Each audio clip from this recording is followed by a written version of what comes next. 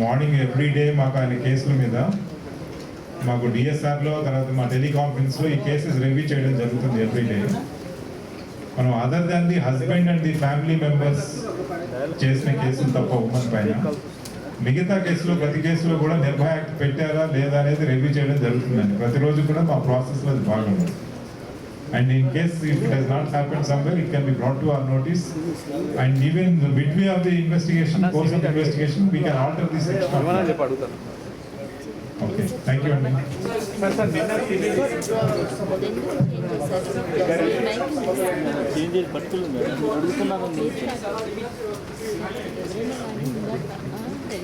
ఆ కేసులో investigation నడుస్తున్నదండి.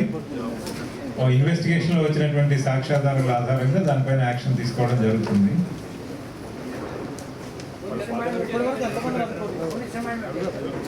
Police remand కూడా మేము వేస్తున్నారు. కన్సర్న్ పోలీస్ స్టేషన్ వాళ్ళు పోలీస్ రిమాండ్ తీసుకుంటున్నారు.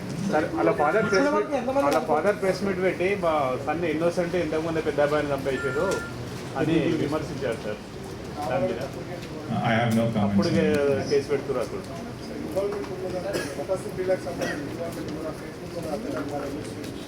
ఆ ఇన్వెస్టిగేషన్ కంప్లీట్ చేసిన తర్వాతనే మనము based on evidence only, hard evidence only we will take action. అప్పటి వరకు కూడా మేము will be with open mind till it is proved otherwise every person is innocent and we will go in the investigation very very professional.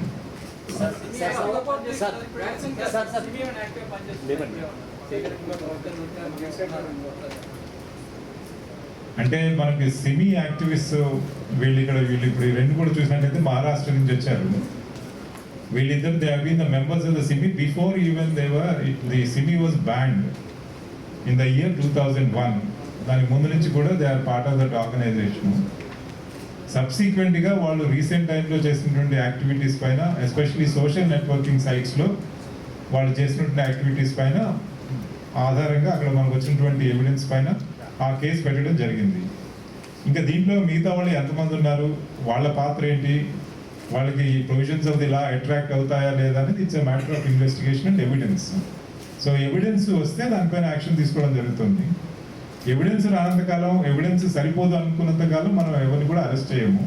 But once the evidence is there we will not hesitate to arrest anyone. అతను ఆల్ఖైదాకు పంపిస్తున్నాను, వాళ్ళిద్దరు చూపించలేదు. అతను ఇంట్లోనే ఉన్నాడు. 2008లో అతని మీద కేసు అయింది. ఆ కేసులో కూడా సిట్ వాళ్ళు ఇంకా అప్స్టాండింగ్గా చూపిస్తున్నారు. అతను ఆరోపణ అతను ఇంట్లోనే ఉంటున్నాను, కాలేజీకి వెళ్తున్నాను రోజు, కానీ ఇప్పటివరకు నాకు అప్స్టాండింగ్గా చూపిస్తున్నాను. అదే అంటే మనం ఎవిడెన్స్ చూసి చెప్పగలుగుతామండి. మీ ఆన్సర్కి, మీ క్వశ్చన్కి ఆన్సరు వాళ్ళు ఎందుకు అరెస్ట్ చేయలేదు, ఎందుకు అలా పెండింగ్లో పెట్టారు అనేది ఆ రికార్డు పైన మనకి ఎవిడెన్స్, మనకి ఎన్నో అనుమానాలు ఉండొచ్చు ప్రతి కేసులో కూడా. బట్ మాకు ఇన్వెస్టిగేటర్గా ఏంటంటే మాకు ఆన్ రికార్డు, మనకు సైంటిఫిక్ ఎవిడెన్స్, దాన్ని ప్రూవ్ చేయడానికి వచ్చినప్పుడే మనం చేయగలుగుతాం అన్నట్లు. ఆ ఎవిడెన్స్ ఉంటే డెఫినెట్గా ఈ కేసులో ఎవరినైనా అరెస్ట్ చేయడానికి వీ డోంట్ హెసిటేట్.